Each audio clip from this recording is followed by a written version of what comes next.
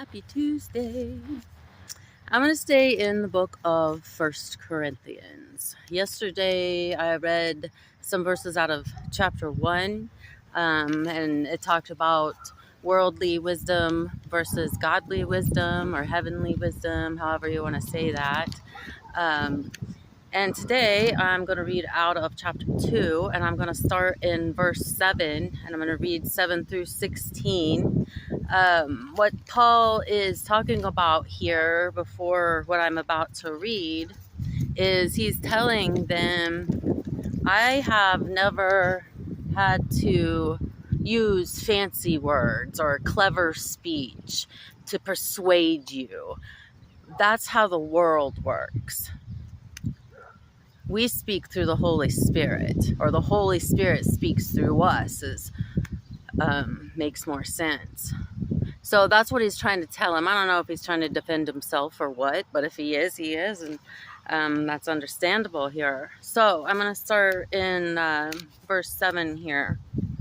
Paul says, "No, the wisdom we speak of is the mystery of God. His plan that was previously hidden, even though he made it for our ultimate glory before the world began. But the rulers of this world have not understood it. For if they had, they would not have crucified our glorious Lord." That's what the scriptures mean when they say, "No eye has seen, no ear has heard, and no mind has imagined what God has prepared for those who love him. But it was to us that God revealed these things by his Spirit. For his Spirit searches out everything and shows us God's deepest secrets. No one can know a person's thoughts except that person's own spirit. And no one can know God's thoughts except God's own Spirit. And we have received God's Spirit, not the world's spirit, so that we can know the wonderful things that God has freely given us. When we tell you these things, we do not use words that come from human wisdom. Instead, we speak words given to us by the Spirit, using the Spirit's words to explain spiritual truths. But people who aren't spiritual can't receive these truths from God's Spirit. It all sounds foolish to them, and they can't understand it. For only those who are spiritual can understand what the Spirit means. Those who are spiritual can evaluate all things, but they themselves cannot be evaluated by others. For who can know the Lord's thoughts? Who knows enough to teach him? But we understand these things, for we have the mind of Christ." Brief personal story. That last verse, we understand these things, for we have the mind of Christ. I don't know if anybody's seen any of my previous videos, let's even say 2 or 3 months ago. My speech was not like it is now. My energy was not like it is now. My joy and peace was not like it is now. One thing a person said to me when I was joking on a post one time, because when I was really struggling with my brain working like it used to, I kept joking like the scarecrow on the Wizard of Oz, saying, "If I only had a brain." And somebody commented on there and said, "Stop saying that.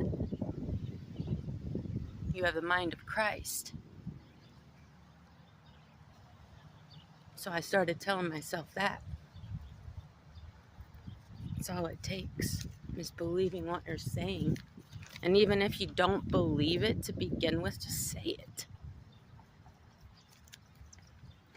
Lots of stuff in here, man. So, try to sum it up a little bit. The Holy Spirit, if you're a believer, is in you, right? The Holy Spirit, if you're a believer, is in you. The Holy Spirit is the same Spirit of God. Okay, so when these verses say that the Spirit, His Spirit, searches out everything and shows us God's deepest secrets,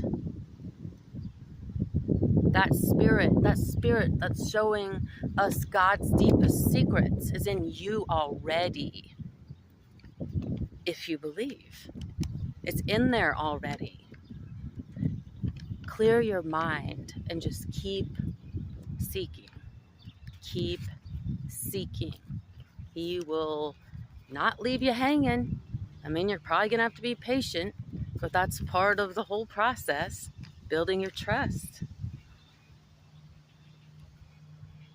So, Paul says that no one can know a person's thoughts except that person's own spirit, and no one can know God's thoughts except God's own spirit, and we've received God's Spirit, so we can know the wonderful things that God has freely given us.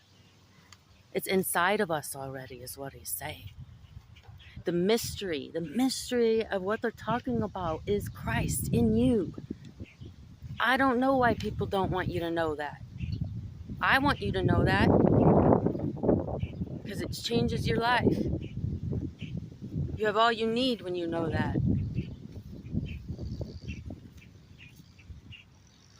Paul says, instead we speak words given to us by the Spirit, using the Spirit's words to explain spiritual truths. And then he goes on and says, if you're not spiritual, you're not going to get it. So what do? All we can do is put things out there. God can only make a person accept or reject. I mean, that's a choice that you have. You can either accept it or reject it. Hopefully it intrigues somebody a little bit and they search a little bit more. It's just little bits at a time. It's not going to happen all at once. Little bits at a time, one day at a time, one step at a time. All right, I think that's it for today. You guys have a wonderful, wonderful rest of your Tuesday. God bless.